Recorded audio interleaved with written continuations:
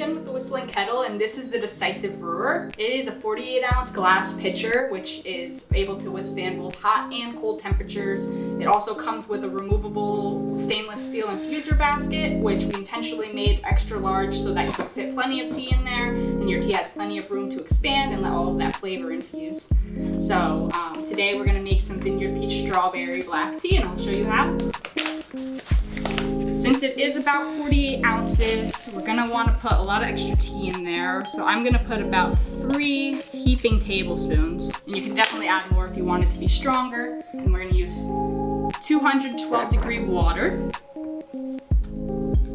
Pour it right over our tea and over the basket and try to fill this halfway. And we're gonna let that steep according to the package instructions. This one says about 4 to 5 minutes, so we're gonna let that steep for 5 minutes.